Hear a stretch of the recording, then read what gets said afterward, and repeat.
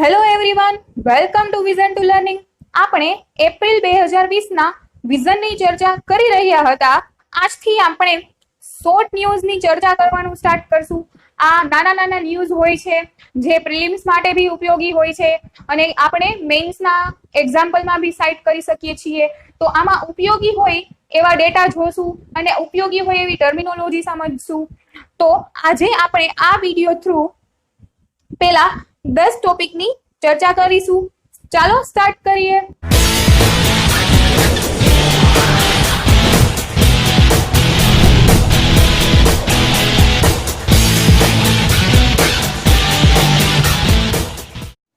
News in શોર્ટનો first topic છે issue of nomination of Maharashtra chief minister. હવે જે મહારાષ્ટ્રના ચીફ મિનિસ્ટર છે ઉદ્ધવ ઠાકરેજી, એ ગઠબંધનની સરકાર થ્રુ આવેલા છે. તો એના રિલેટેડ શું ઇશ્યુ થયો છે? તો કે આપણને ખબર છે કે આર્ટિકલ 164 અંતર્ગત આપણા જે મુખ્યમંત્રી હોય એને રિઝલ્ટ નથી કીધેલી કે આવી રીતના ડાયરેક્ટ ઇલેક્શન છે, પણ ડાયરેક્ટ ઇલેક્શન પછી જે પાર્ટી જીતી હોય એના લીડરને ગવર્નર ડિક્લેર કરી દે કે આ સીએમ, બરાબર. અને બીજું શું કીધું છે કે કોઈ બી મિનિસ્ટર યા સીએમ જે એ કોઈ ગૃહના મિનિસ્ટર ન હોય, વિધાનસભા કે વિધાન પરિષદના મિનિસ્ટર ન હોય તો બી એ સીએમ બની શકે છે. પણ એક ટાઈમ લિમિટ છે. કઈ ટાઈમ લિમિટ? 6 મંથની ટાઈમ લિમિટ છે. એ 6 મહિના સુધીમાં એને વિધાનસભા કે વિધાન પરિષદનું મેમ્બર થવું જ પડે એમ. તો ઉદ્ધવ ઠાકરેજી છે એ સીએમ થયા, એને સીએમ ની ઓથ લીધી અને એના હવે 6 મહિના પૂરા થવા આવ્યા છે. તો એને કાં તો વિધાનસભાનું મેમ્બર થવું પડશે અને કાં તો વિધાન પરિષદનું મેમ્બર થવું પડશે. પણ કોરોનાને લીધે વિધાનસભાનું મેમ્બર થવું એ અઘરી વસ્તુ છે, કેમ કે કોરોનામાં ઇલેક્શન યોજાવું એ બહુ મુશ્કેલ છે. એટલે એ તો ઓપ્શન રહ્યો નથી. તો હવે ઓપ્શન કયો રહ્યો છે, જેની આર્ટિકલ સહિતની વાત નીચેના પોઈન્ટમાં કીધી છે. તો કે ઓપ્શન આ છે કે આર્ટિકલ 171 અંતર્ગત ગવર્નર જે છે એ નામાંકિત કરે છે 12 લોકોને વિધાન પરિષદની અંદર. તો એની અંદર સીટ ખાલી હોય તો એની અંદર નામાંકિત કરી શકે સીએમ ની, ઉદ્ધવ ઠાકરેજીની એમાં નામાંકિત કરી શકે. પણ એની સાથે બીજો કયો ઇસ્યુ આવ્યો? તો કે જે આ નામાંકિત લોકો છે એની ટર્મ બી 6 વર્ષ સુધીની હોય. તો શું થયું કે હાલો 2 સીટ ખાલી છે, ત્યાંની 12 સીટમાંથી 2 સીટ ખાલી છે, પણ એ 6 વર્ષ બી છે, 6 વર્ષની ટર્મ છે એ 6 જૂને પૂરી થવાની છે. તો એ 6 વર્ષની ટર્મ 2 જૂને પૂરી થવાની છે. તો એને 2 મહિના જ બાકી છે ટૂંકમાં પૂરી થવાના, કેમ કે જે ઇલેક્શન 2 મહિના પછી ફરીથી નોમિનેશન થશે એનું.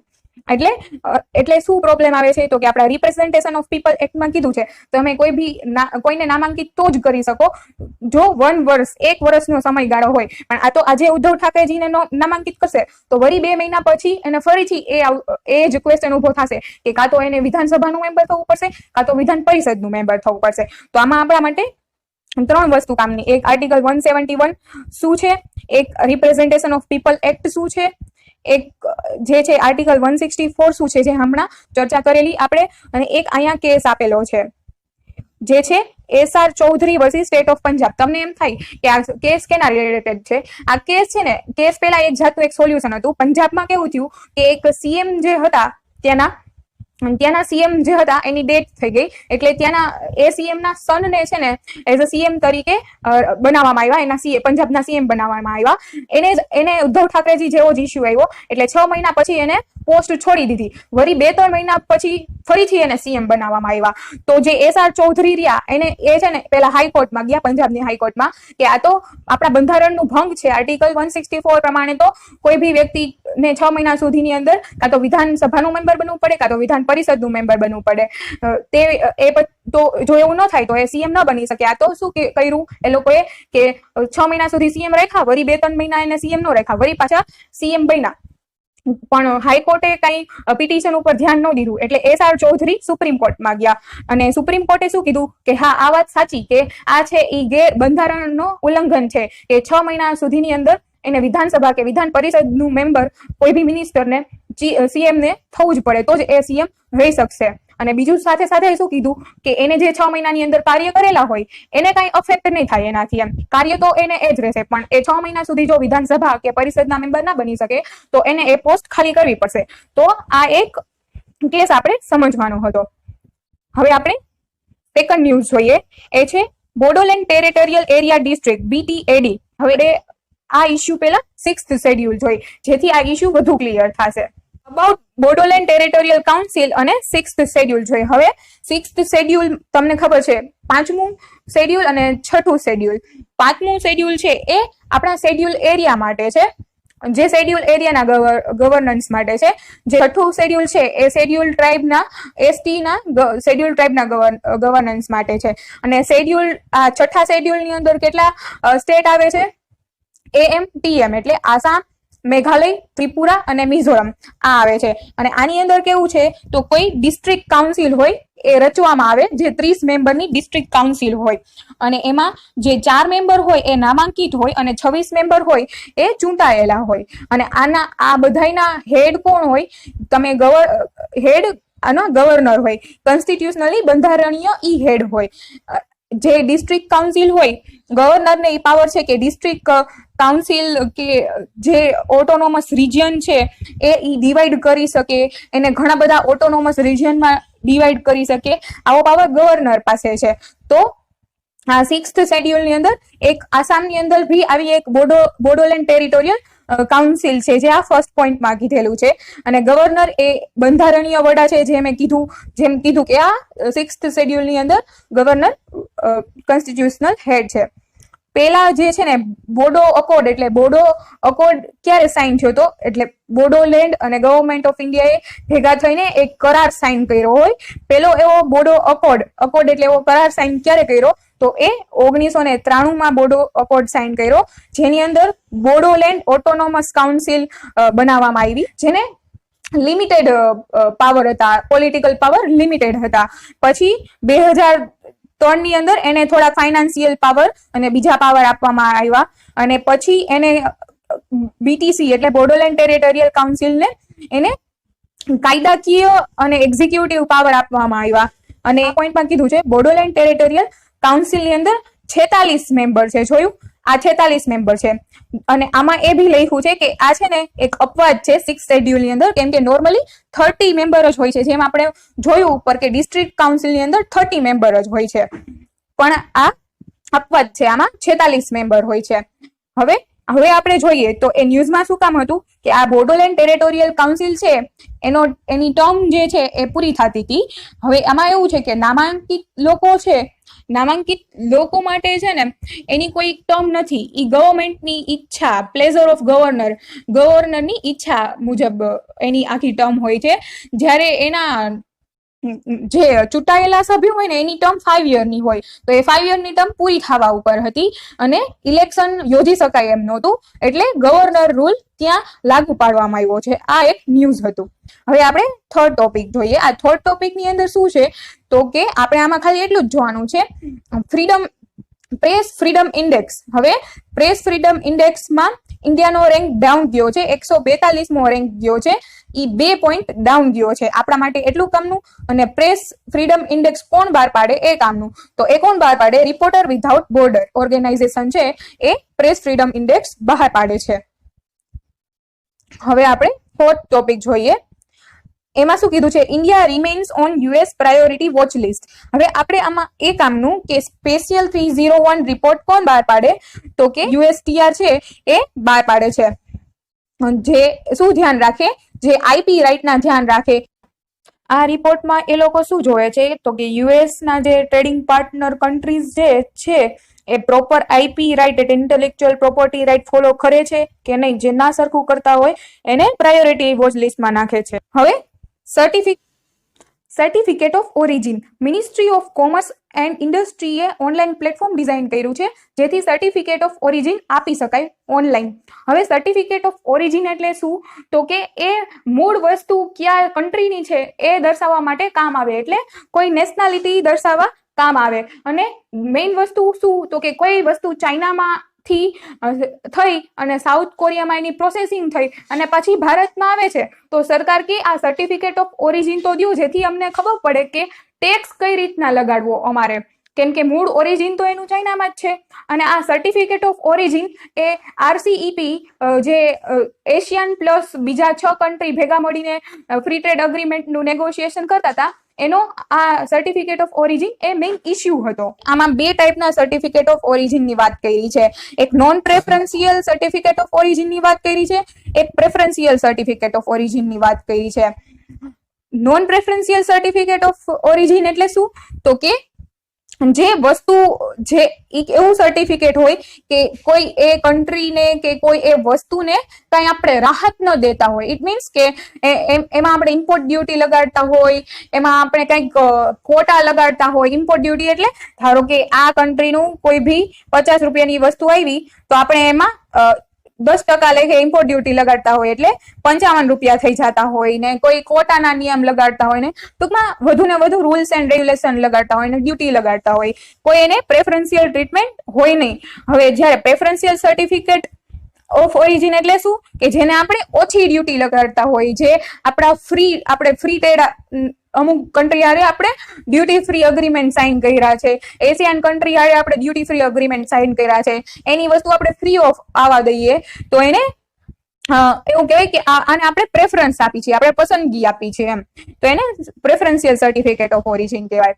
આમાં આપણા માટે કામનું શું? તો કે સર્ટિફિકેટ ઓફ ઓરિજિન જે છે એના રિલેટેડ ઓનલાઈન પ્લેટફોર્મ કોને બનાવ્યું? તો કે મિનિસ્ટ્રી ઓફ કોમર્સ અને ઇન્ડસ્ટ્રીને.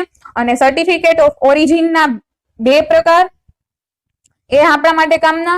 અને સર્ટિફિકેટ ઓફ ઓરિજિનમાં શું હોય? તો કે એ નેશનાલિટી દર્શાવે, એ દર્શાવે કે આ પ્રોડક્ટ ક્યાંનું છે. આપણા માટે આટલા જ કામના પોઈન્ટ હતા. પછી છઠ્ઠો પોઈન્ટ શું છે? તો કે bank of schemes ideas innovation and research portal.